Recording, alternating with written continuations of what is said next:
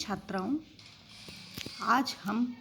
दश रूपक के प्रथम प्रकाश में आगे की ओर बढ़ रहे हैं। अब तक हमने मंगलाचरण के रूप में देखा कि भगवान शिव और गणेश की मंगलाचरण करते हुए प्राचीन नाट्यशास्त्र के प्रणेता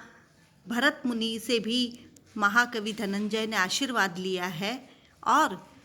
वे कहते हैं कि मेरी और इस दश रूपक की ओर प्रवृत्ति जो हुई है उसके विषय में मैं आपको बता रहा हूँ कि किस कारण से मैं इस प्रवृत्ति की ओर मेरे निमित्त होने का क्या कारण है। कस्यचिद् एव कदाचिद् यया विषयं सरस्वती विदुषः घटयति कमपि तम अन्यो व्रजति जनो येन विद्विषाम्। वे कहते हैं कि अन्य ग्रंथकार जो इस ग्रंथ को पढ़ने के लिए श्रोता के प्रवृत्त होने का कारण दिखलाते हुए बताते हैं कि कस्यचित् किसी भी ग्रंथ की रचना सभी कवि नहीं कर सकते हैं। तो यह कस्यचित् एव सरस्वती दयया, भगवती सरस्वती की दया के कारण कि विरले ही विदग्ध कवि जो है उन पर कदाच सरस्वती अपनी विदुषा है विद्वता को कस्यचित् एव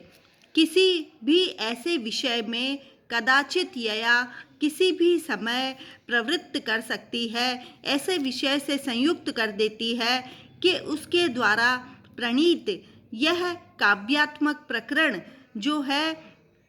वेदग्धिम प्रकटयते, विद्वता को प्रकट करता है कि प्रकरण आदि रूप किसी विषय या ग्रंथ का निर्माण हर कोई कवि सर्वांगपूर्ण या सुंदर नहीं कर पाता है। यह तो सरस्वती देवी की कृपा के द्वारा ही संभव हो पाता है कि उसमें कोई प्रतिभाशाली कवि या विद्वान ऐसे नाटक आदि ग्रंथ का प्रणयन करते हैं कि उस कृति को पढ़ने वाला अन्य व्यक्ति निपुण और विदग्ध बन जाता है। इस प्रकार ग्रंथकार ने यहाँ देवी सरस्वती का स्मरण करके उसके कृपा प्रसाद से प्राप्त होने वाली विदग्धता को व्यक्त करते हुए अपने निरभिमान का द्योतन किया है कि सरस्वती की मुझ पर ऐसी कृपा हुई है कि जिससे कि मैं इस कार्य में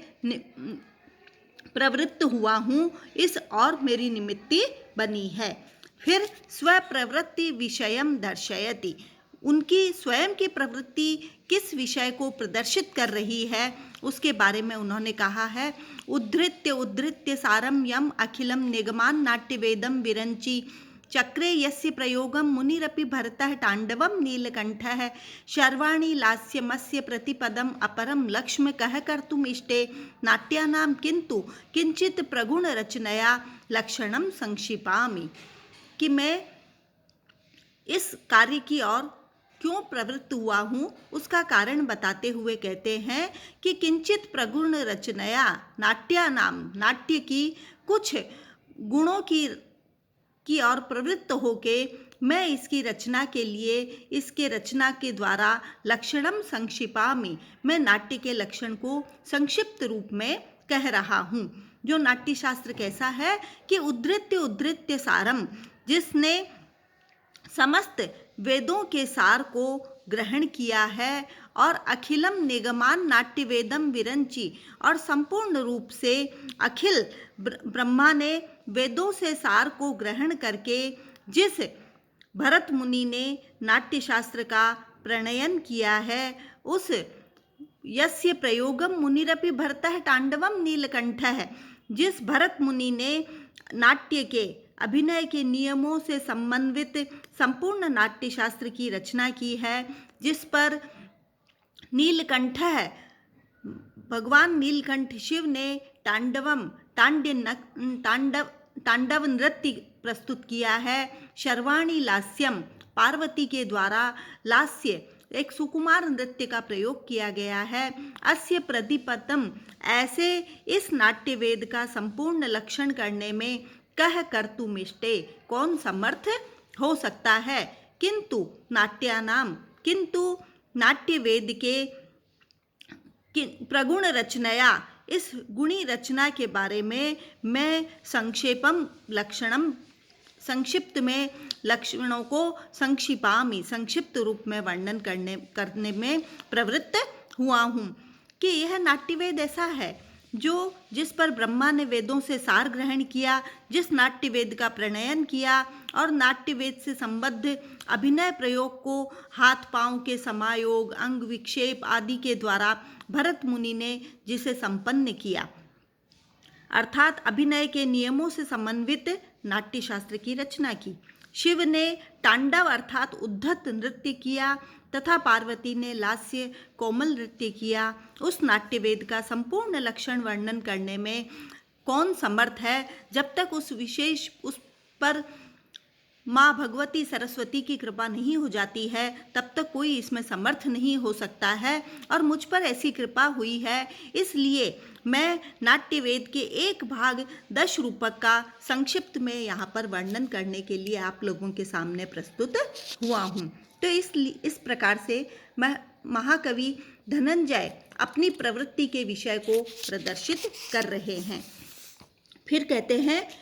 विषयैक्य प्रसक्तम पौनरुक्त्यम परिहरति, कि विषय के प्रसंग में पुनरुक्ति दोष न हो जाए उसको स्पष्ट करते हुए कहते हैं व्याकीर्णे मंद बुद्धि नाम जायते मति विभ्रमः तस्यार्थः तत्पदैस्तेन संक्षिप्य क्रियते अंजसा, कि मंद बुद्धि नाम, जो मंद बुद्धि श्रोता या पाठक है वह व्याकीर्णे व्याकरण के इस ग्रंथ से मति विभ्रमः जायते, उनकी बुद्धि व्यक्तियों को बुद्धि भ्रम हो जाता है, कि भरत मुनि द्वारा प्रणीत जो नाट्य शास्त्र है, रस सिद्धांत रस शास्त्र है, उसके विशाल ग्रंथ में नाट्य रचना विषयक तत्व बिखरे हुए हैं। इससे मंद बुद्धि वाले व्यक्तियों को मति विभ्रमः बुद्धि भ्रम हो जाता है। और तस्यार्थः तत्पदई, इसीलिए तत्पदई उसके यथार्थ ज्ञान को वे प्राप्त नहीं कर पाते हैं, इसलिए नाट्यवेद का ही अर्थ उसके तत्पदई ही उसके पदों के द्वारा संक्षिप्य क्रियते अंजसाम, सरल बोधगम्य शैली से संक्षिप्त रूप में इस 10 रूपक में प्रस्तुत किया गया है। कोई स्वतंत्र नवीन ग्रंथ न होकर उसी नाट्य शास्त्र का ही यह लघु रूप 10 रूपक के रूप में मेरे द्वारा आपके सामने प्रस्तुत किया जा रहा है। इसलिए इस ग्रंथ में पूर्वाचार्यों के प्रतिपादित नाट्य संबंधी तत्वों का कोई पिष्टपेषण या पुनरुक्ति दोष देखने को नहीं मिलता है। फिर आगे कहते हैं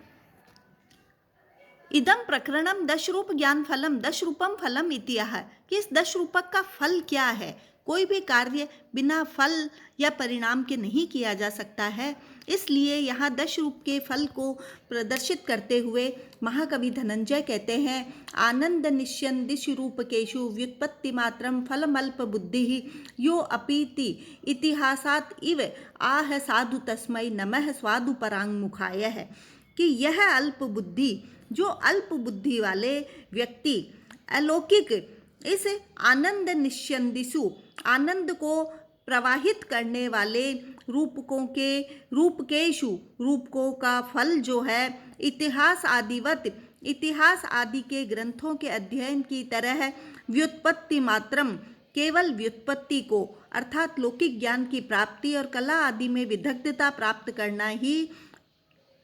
आह कहते हैं, मानते हैं। परंतु तस्मै स्वादु परम मुखाय, परंतु अलौकिक रसास्वादन से विमुख नमः उन व्यक्तियों को भी नमस्कार है, कि जो पढ़ने मात्र से ही केवल इसके फल को प्राप्त होना मानते हैं, वे उस अलौकिक रसास्वादन से विमुख हो जाते हैं। उन व्यक्तियों को भी मैं यहाँ पर नमस्कार कर रहा हूँ। कि किसी भी कार्य के आचार्यों का कहना है कि सत्काव्य के सेवन से धर्म अर्थ काम और मोक्ष में एवं कलाओं में प्रवीणता आती है, तथापि कवि एवं सेवनकर्ता दोनों को कीर्ति और प्रीति की भी प्राप्ति होती है। इस प्रकार ये लोग केवल काव्य का फल धर्म आदि त्रिवर्ग की प्राप्ति और उनके ज्ञान को ही मानते हैं। इस विचार का खंडन करते हुए ग्रंथकार धनंजय कहते हैं कि स्व संवेद्य परम आनंद स्वरूप रसास्वाद की प्राप्ति ही 10 रूपकों का फल है। इतिहास आदि के अध्ययन की तरह त्रिवर्ग की प्राप्ति मात्र नहीं है। यहाँ श्लोक में स्वादु परांग मुखाय नमः, स्वाद से परांगमुख व्यक्तियों को जो नमस्कार किया गया है वह इस मत के प्रवर्तक आचार्य भामह के उपहास के लिए प्रयुक्त हुआ है। तो यहाँ काव्य का जो प्रयोजन है और उस प्रयोजन का जो फल है उसको यहाँ महाकवि के द्वारा स्पष्ट उल्लेखित किया गया है। इस प्रकार से दशरूपक जो काव्य है उसके नाट्य का संक्षिप्त लक्षण प्रस्तुत करते हुए पुनः कहते हैं कि किसी भी नाट्य का जो लक्षण होता है, नाट्य किसे कहा गया है, उसके लक्षण को प्रतिपादित करते हुए कहा है अवस्थानुकृतिर नाट्यम। किसी भी अवस्था का अनुकरण करना वही नाट्य कहलाता है। काव्य में निबद्ध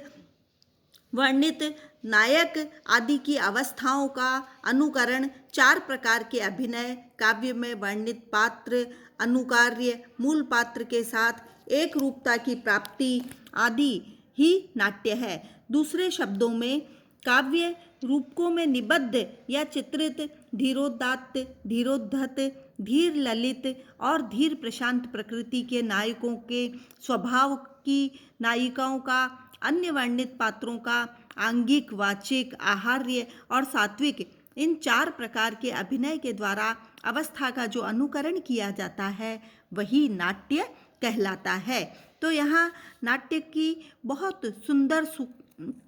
और संक्षिप्त व्याख्या महाकवि धनंजय ने प्रस्तुत की है कि अवस्थाएं जो है वो सुख दुखार्थ संभवा होती है। अवस्था के अनुकरण से ग्रंथकार का तात्पर्य रूपकों में वर्णित अनुकार्य पात्रों की सुख दुखात्मक आदि सभी अवस्थाओं का जो अनुकरण किया जाता है वह नाट्य कहलाता है। फिर आगे कहा है रूपम दृश्य तयोच्यते, और जो रूप है, रूप जो है वो चक्षुग्राह्य है, आँखों से दिखाई पड़ने के कारण जो होने के कारण जो रूप है वही नाट्य रूप भी कहा जाता है। रूपम दृश्य तयोच्यते, जो दृश्य जो दिखाई दे रहा है आँखों के द्वारा उसे रूप उच्यते, रूप कहलाता है। नाट्य का रंगमंच पर नटों द्वारा अभिनय किया जाता है। दर्शक उस नाट्य को अभिनय होते हुए अपने आँखों के द्वारा देखते हैं, अतः वह नाट्य दृश्य है। जिस प्रकार हम नीले, पीले, लाल रंग को देखते हैं और हमारे आँखों से देखे जाने वाले विषय को रूप कहा जाता है, उसी प्रकार चक्षुग्राह्य आँखों से देखे जा सकने के कारण नाट्य रूप भी कहा गया है। नाटक में स्थित वाक्यार्थ पदार्थ का अभिनय रूप नट का कर्म है और जो हमें दिखाई दे रहा है, इस कारण से दिखाई देने के कारण वह उसको रूप भी कहा गया है।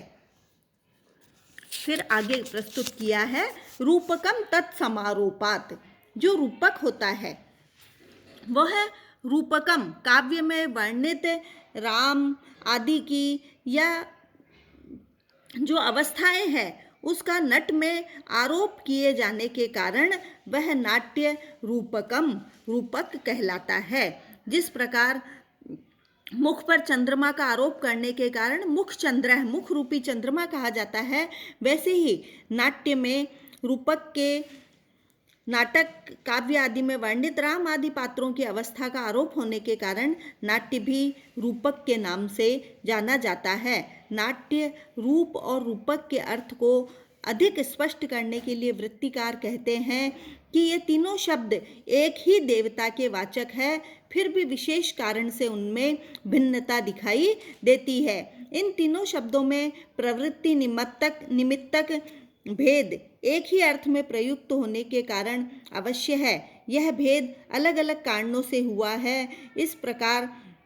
एक ही दृश्य काव्य अवस्थाओं का अनुकरण रूप होने के कारण नाट्य है, दृश्य होने के कारण रूप है, और नट राम आदि का आरोप होने के कारण यह रूपक कहलाता है। और दशधैव रसाश्रयम, यह रूपक जो है दशधा एव 10 प्रकार का 10 तरह का ही होता है, और रसाश्रयम, और यह रस पर आश्रित होता है। 10 प्रकार का रूप जो है वो 10 प्रकार का नाट्य होता है जो रस पर आश्रित होता है। इसलिए यहाँ दश रूपक काव्यकार का कृति का नाम रखा गया है और उसी का पूरा संपूर्ण वर्णन इस प्रथम प्रकाश के अंतर्गत किया जा रहा है और सभी लक्षणों का वर्णन दश रूपक में किया जाएगा। धन्यवाद।